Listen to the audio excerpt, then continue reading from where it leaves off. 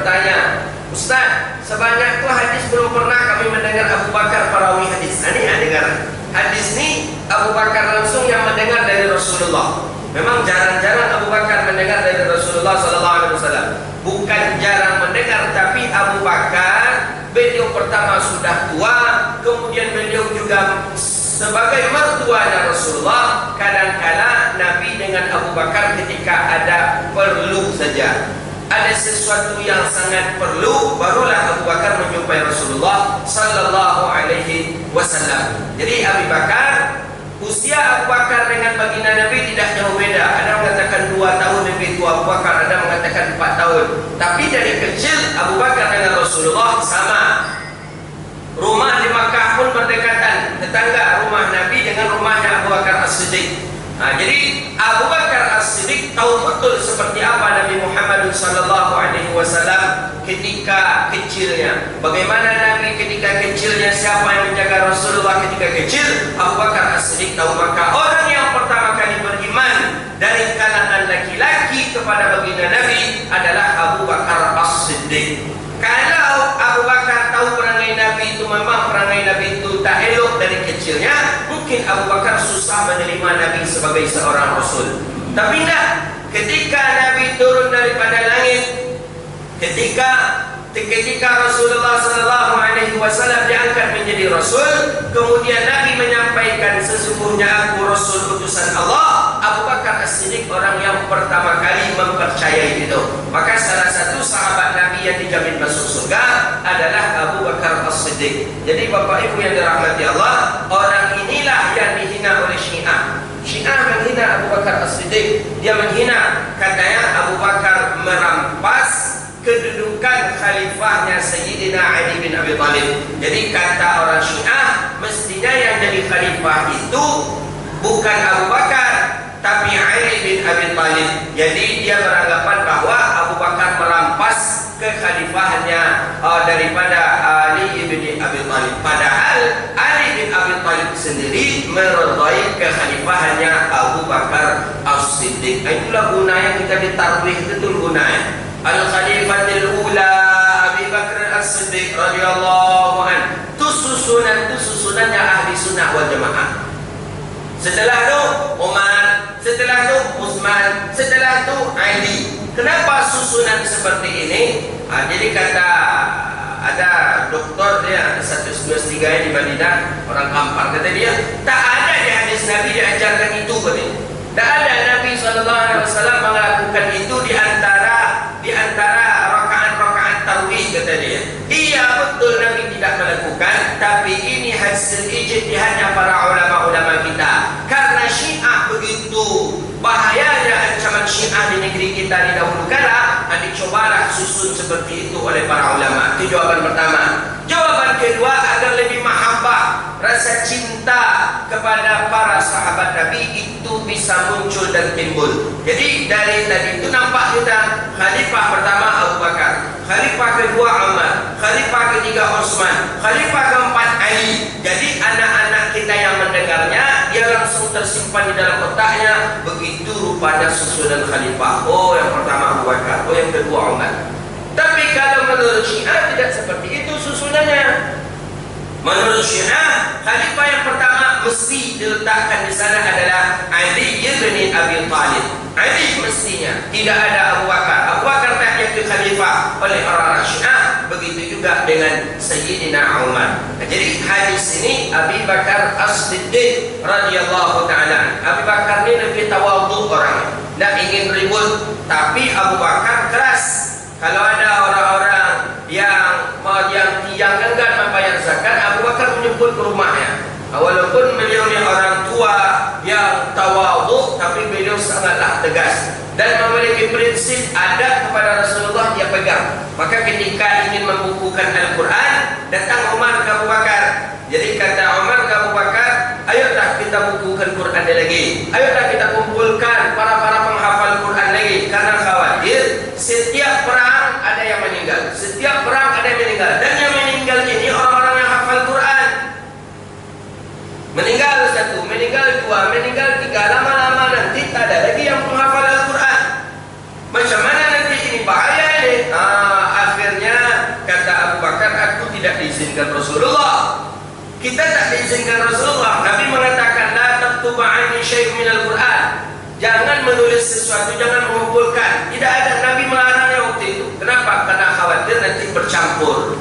Akhirnya kata Sayyidina Umar, ini kan ada maslahahnya, ada eloknya. Ayolah kita kumpulkan. Awak kumpulkanlah, kata Umar kepada Abu Bakar. Akhirnya Abu Bakar pun sepakat dengan Sayyidina Umar. Itulah terkumpul dan terbentuknya Al-Quran. Tapi ketika itu belum bertitik lagi. Ada bertitik, ada harakat lagi. Titik harakat itu lain pula nanti. Itu lama lagi setelah itu baru dikasih titik, baru dia kasih harakat. Jadi kalau seandainya menengok Quran di zaman Abu Bakar itu gitu, tidak bertitik, nah, macam mana cara membacanya biru-biru? Awak lagi bertitik dari harakat kon yang dia patah-patah jadi dah awak kena membaca tu. Apalagi tak bertitik macam Bismillah, ba di bawah tak ada titik, cuman sin berat-berat saja. Mim, Allah, Ar-Rahman, Nun tak bertitik, Ar-Rahim ya tak bertitik. Tak pula ada harakatnya, patah, dhammah, kasrah di atas, di bawah, di depan itu pun tak ada. Itu jadi dulu seperti itu Quran daripada di zamannya para sahabat Nabi Yunus sallallahu alaihi wasallam. Muncul ulama-ulama dari kalangan sahabat setelah itu ada ijtihad mengasih titik, mengasih baris sampai kepada hari ini. Tapi jadi tambah pula kini lah. Nun nak dibuat pula 2 titik dia jadi tanya dia. Apa yang ada kita bisa mengembangkan yang sudah ada tertulis dari lafaz tidak ada, tapi daripada makna bisa kita mengembangkan daripada Al-Quran. Tapi jangan direvisi. Ini harus paham kita.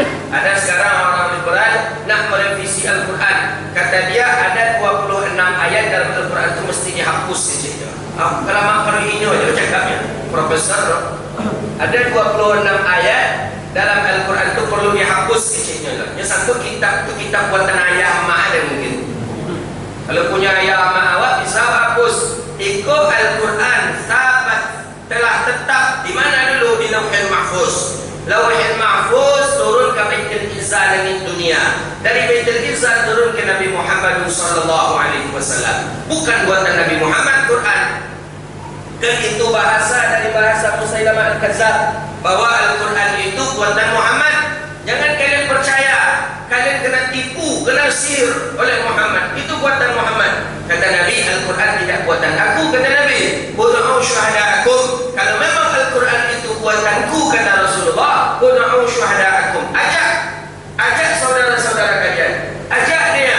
Kalau ingin dia bisa membuat, buat saja. Coba buat satu ayat saja. Tak ada orang kafir Quraisy yang bisa membuat Al-Quran. Padahal terkenal orang yang paling bagus bahasanya, orang yang paling indah dan paling mahir dalam bidang tulis menulis ketika itu adalah orang kafir Quraisy Makkah. Tapi tak ada satupun yang bisa menulis Al-Quran. Jadi itulah salah satu daripada mukjizat Al-Quran. Jadi kata dia 26 ayat mesti harus dibuang hari ini karena tak cocok lagi kata. Ayat yang dibuang tu ayat tentang masalah jihad ayat tentang masalah jihad banyak yang dia buang. Kemudian ayat masalah tentang hukum waris, kemudian tentang masalah pernikahan. Yang orang liberal ni kan main-main akal saja. Mana bisa Al-Quran direvisi? Secanggih apapun, sehebat apapun, setinggi dan sepanjang apapun gelarnya, kamu sepanjang tali baru profesor kejar, tidak jadi bisa merevisi Quran. Quran itu kitabul aziz, kitab yang paling mulia yang tak bisa direvisi. Jadi kalau ada orang mengatakan Al-Quran itu perlu direvisi ulang balik, orang itu sudah dihukum murtad menurut daripada kitab Irsyadul Ibad, karena dia sudah meragui keabsahan Al-Quran. Orang saja meragui itu betul tak Quran itu betul. Umpama seperti itulah dia. Betul tak Quran? Kalau Quran kok seperti itu dia. Seperti itu saja, maka dia sudah dihukum dengan hukum murtad. Na'udzubillah. Masuk ke hadis Nabi. Apa kata Abu Bakar? Qala li Rasulillah sallallahu alaihi wasallam. Aku berkata kepada Rasulullah sallallahu alaihi wasallam, kata Bilal, aku kata Abu Bakar, aku berkata ke Rasulullah, qala allimni du'a ud'u bihi fi salati ya Rasulullah. Ajarkan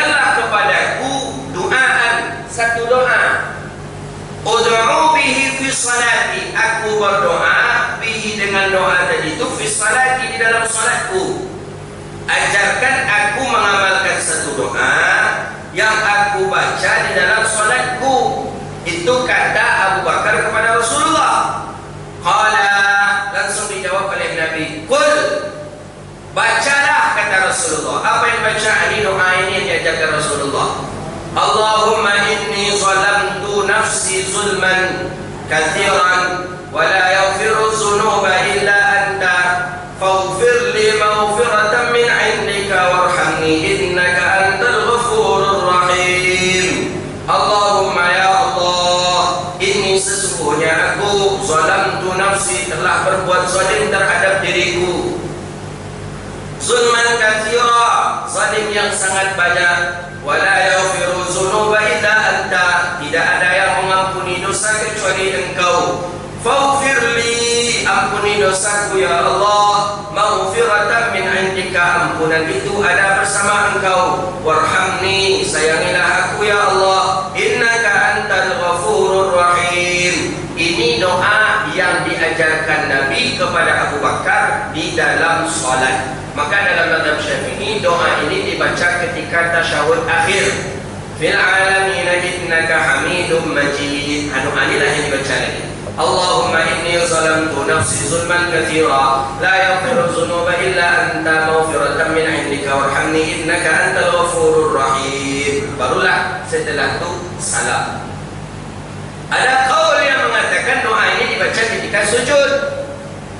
Ada yang mengatakan doa ini dibaca 2 kali, ketika sujud boleh dan ketika tasyahud akhir. Jadi setelah fil alamin innaka Hamidum Majid atau setelah subhana rabbiyal a'la wa bihamdihi subhana rabbiyal a'la wa bihamdihi subhana rabbiyal a'la.